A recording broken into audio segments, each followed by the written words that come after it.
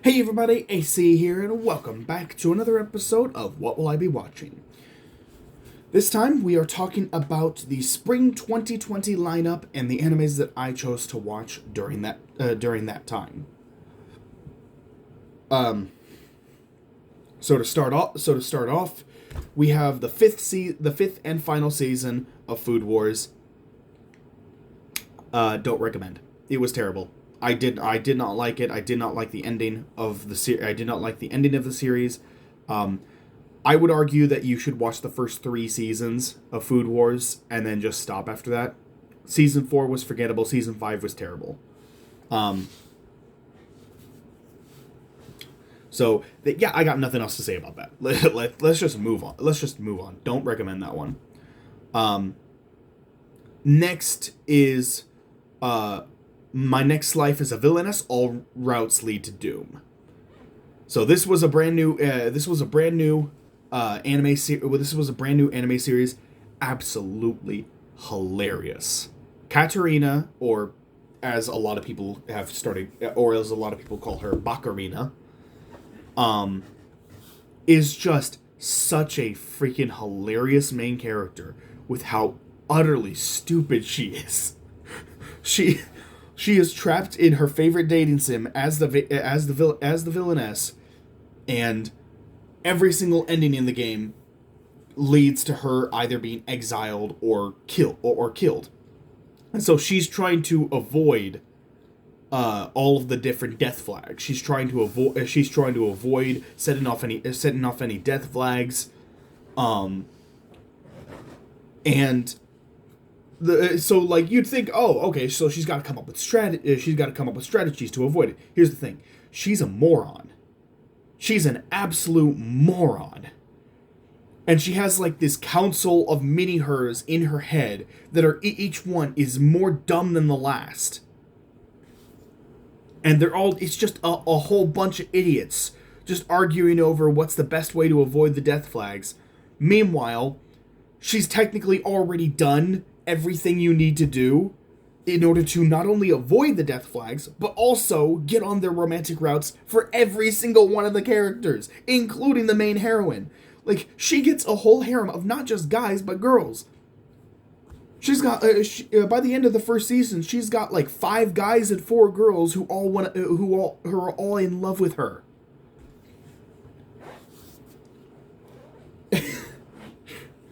So, like, she is so dense that her density is creating a black hole.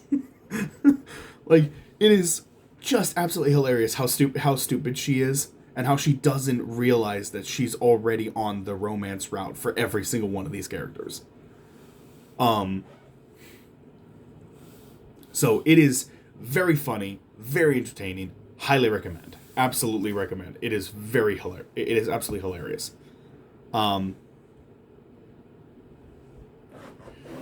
Then there's season 2 of Ascendance of a Bookworm. Again, it's amazing. It's peak. I love Ascendance of a Bookworm. I absolutely adore the series so much. So 100% recommend that one. Not much else to say. Then the next one is, oh god, I'm gonna butcher this name. Kakushigoto. Kakushigoto.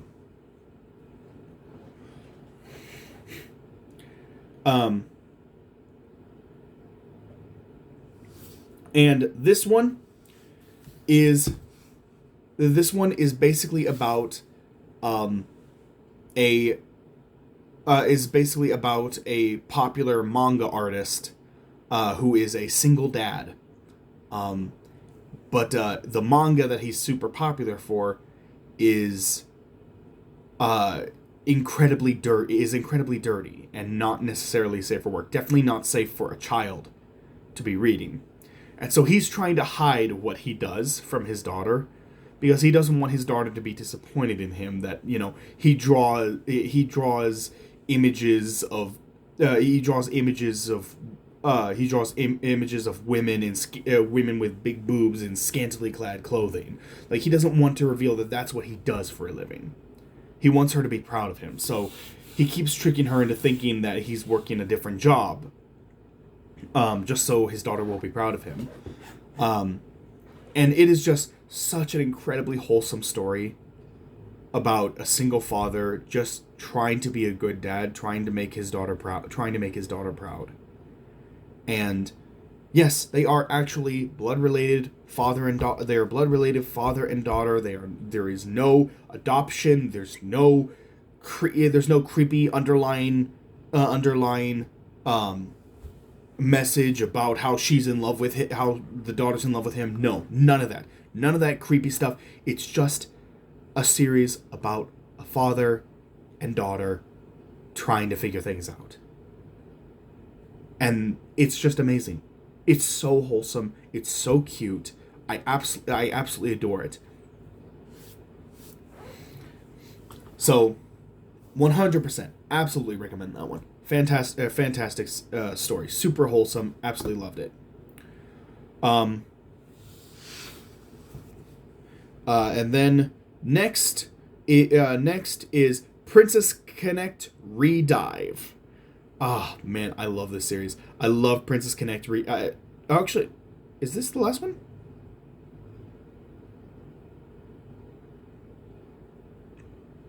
Hold on. No. Oh, no. Okay. I am going to... I'm going to come back to Princess Connect Redive, because I don't want this anime to be the one... I don't want to end this on a garbage note. So I'm going to... I'll come back to Princess Connect. But this one... Project Zero Chronicle. Project Zero Chronicle. This anime is absolute garbage. So it is supposed to be a prequel to a mobile game. This anime is meant to be a prequel to a mobile game. That's the thing. That's what it's meant to be. But it is done so horrendously bad. Now, I never even played the mobile game, but this anime made me certain that I never will.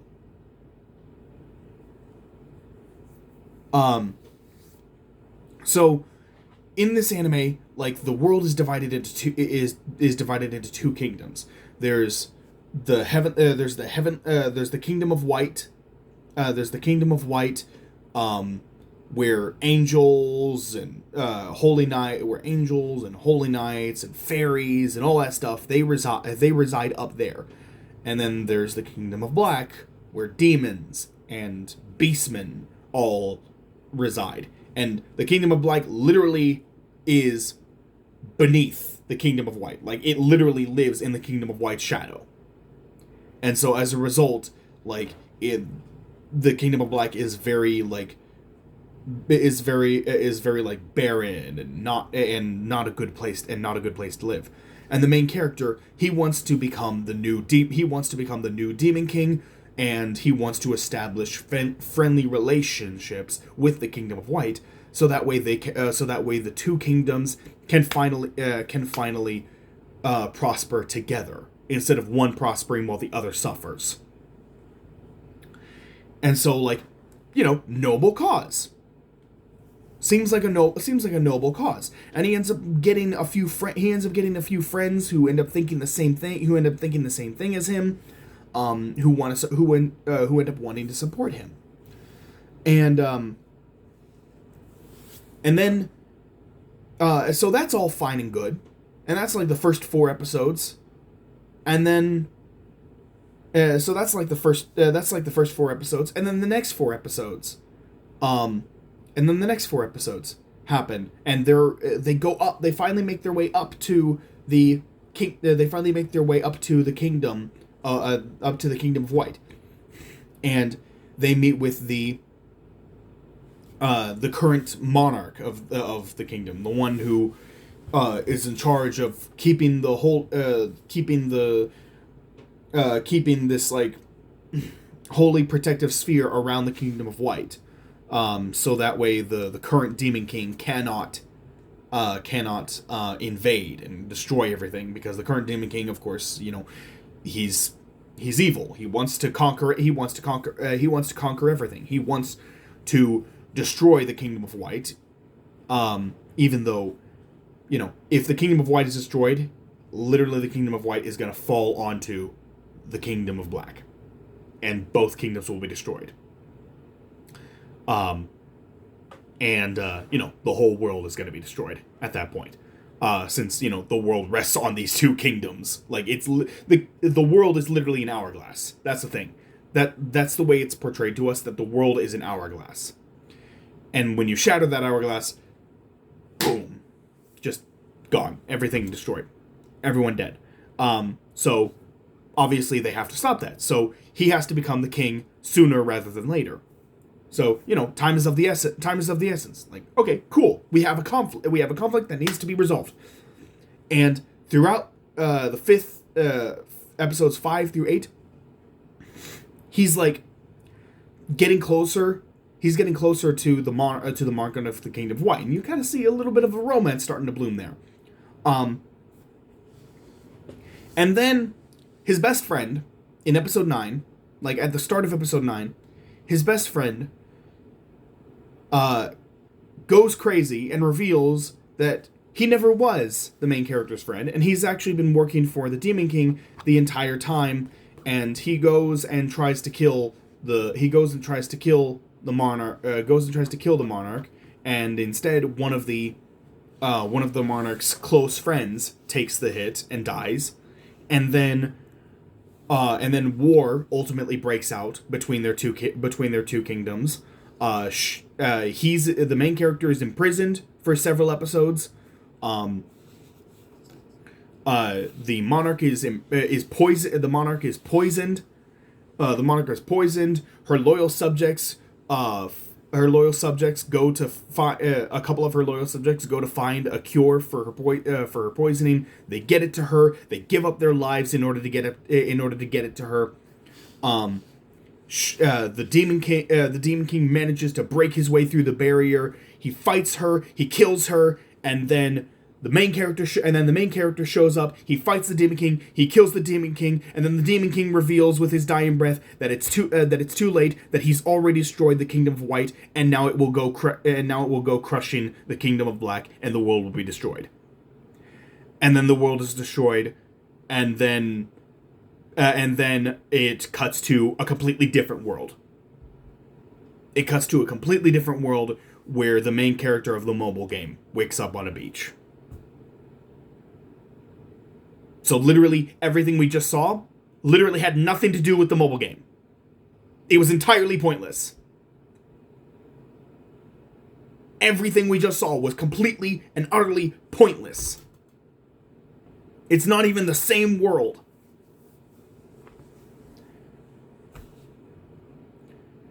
It was absolute garbage. There was no point to this. Literally not a single there was not a single purpose to this. So yeah, no. So it's terrible. Do not recommend. Throw it in the trash. You know what? Yeah, that's gonna be its own category. It'll be recommend, cautiously recommend, don't recommend, throw it in the trash, and that's where this goes.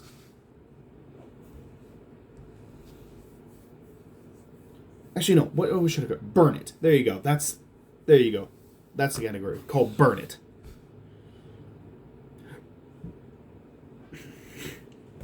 But yeah, it really ticked me off. That one really ticks me off. So, lastly, Princess Connect Redive.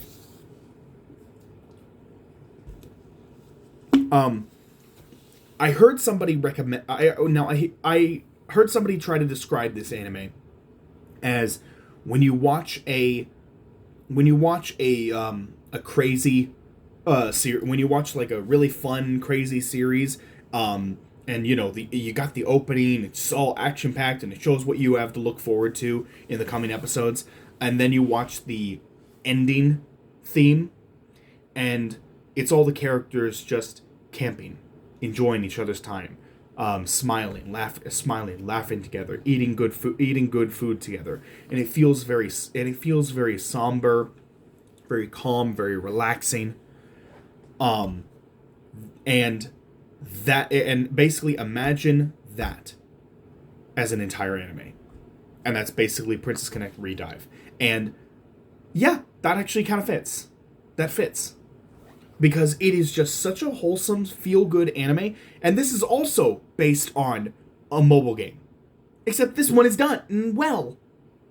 This one is actually done really well. I actually wanted to play the game. Unfortunately, it's Japan only. You can't play it outside Japan.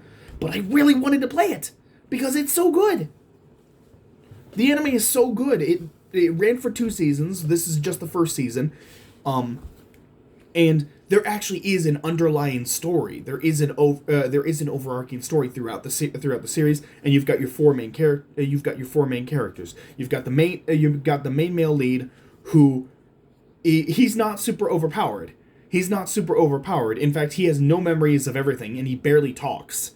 Like he may say 1 or 2 words every now and then. But he doesn't talk much. And you might think he's just the strong silent type, but no, he's not strong. In fact, the other girls, the other 3 main characters, who are all female, are all way stronger than him. They're all way stronger than him, and instead of him saving them, like is the case in Konosuba, they're the ones who are constantly having to save him.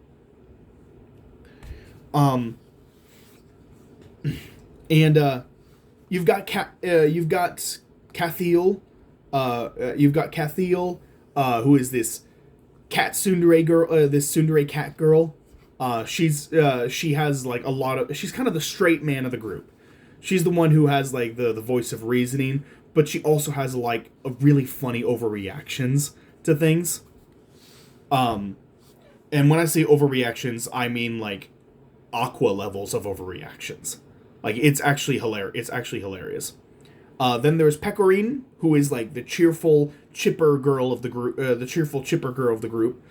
Very optimistic, not super smart, but she always sees the good in people. And she just wants to enjoy different types of food with her friends. That's just what she wants. And there's this overarching mystery about her, that there's more to her than meets the eye. And then there's my personal favorite of the 4 main characters, Kokoro.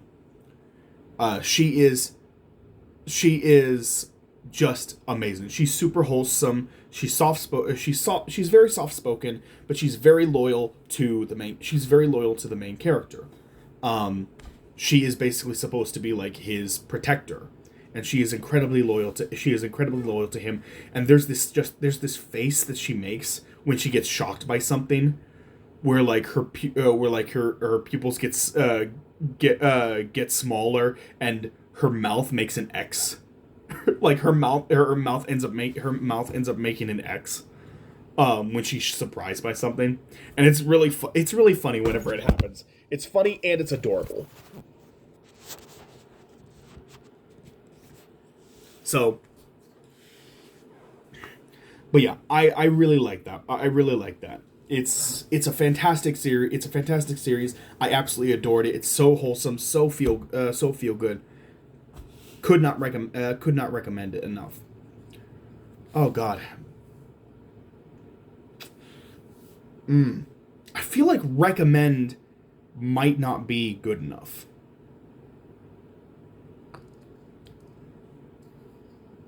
Must watch. I'll say must watch could be. So I'll have 5 categories: must watch, recommend, cautiously recommend, don't recommend, and burn it. So those will be the 5 categories. Apologies, I'm trying to figure this out As I'm trying to figure out all this as we go along. So, but I'm learning. I'm learning as we go. But yeah, that's it. Those are the six that I watched in spring of 2020.